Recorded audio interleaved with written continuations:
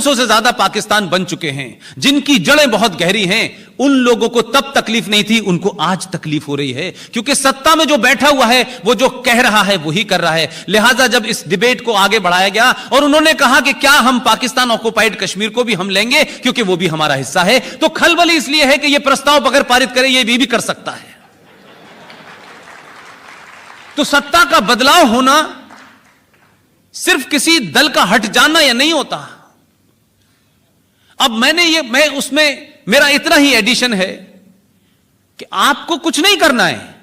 भारत की संसद में अगर कोई प्रस्ताव पारित होता है तो वो सरकार से बड़ा होता है, वो संसद की प्रॉपर्टी होती है, वो किसी पार्टी की प्रॉपर्टी नहीं होती है। आपको सिर्फ इतना ही कहिए कि जो हमारे पूर्वज महान कांग्रेस के लीडर करके गए हैं, हमें सिर्फ उसको पूरा करना है, तो ना कुछ लोग रो पाएंगे ना हंस पाएंगे।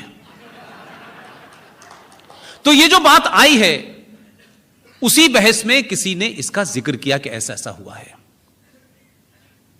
तो 70 साल से जिस आतंक को आपके घर में हो रहा था, मरने वाला भी आपका था, मारने वाला भी आप ही का था, जमीन भी आप ही की थी, एक मूव से वो लड़ाई शिफ्ट हो गई है कहीं और।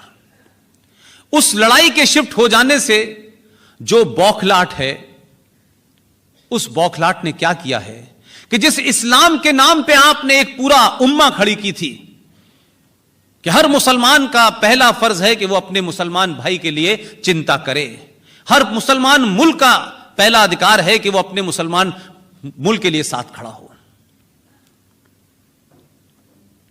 इस आदमी ने हालात पैदा कर दिए ऐसे, यहां ही नहीं किए, यहां वाले तो बेचारे बेरोजगार हो गए, वहां भी उसने ऐसे कर दिए हैं कि पड़ोसी मुल्क का इस्लामिक रिपब्लिक ऑफ पाकिस्तान का प्रधानमंत्री टेलीविजन पे बेचारा कह रहा है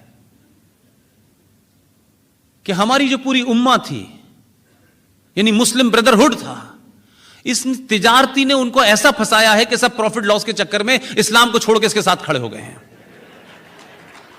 और हमारी मदद नहीं कर रहे। यह चिंता उसमें सताई जा रही है बेचारे को।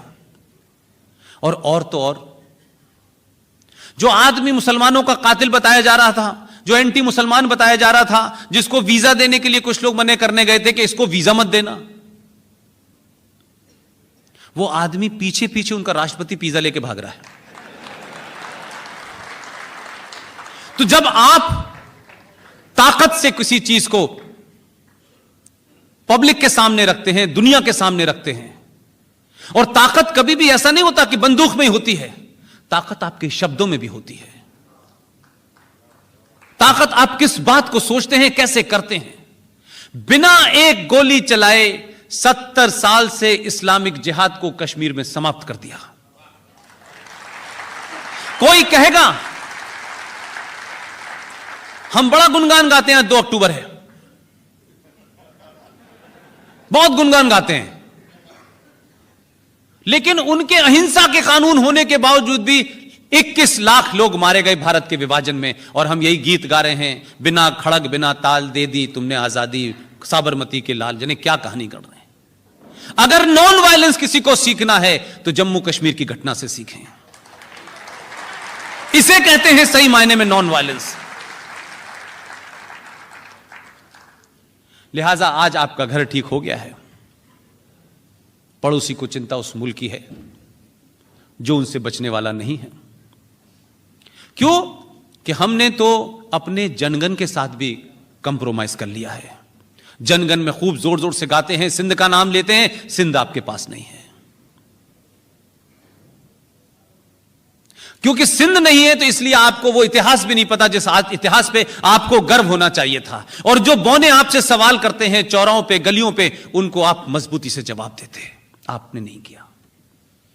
जो काम हमारे बुजुर्गों का था, बड़ों का था, उन्होंने ईमानदारी से नहीं किया।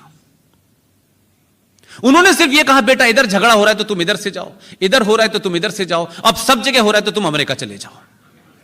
हमने उनको लड़ाई लड़ने के लिए तैयार नहीं किया, सच्चाई से रूबरू नहीं होने दिया हमने। जब तक आप किसी चीज से जूझेंगे नहीं, चाहे वो ठंड हो, गर्मी हो, बरसात हो, तब तक आपकी रेजिस्टेंस पावर नहीं बढ़ती।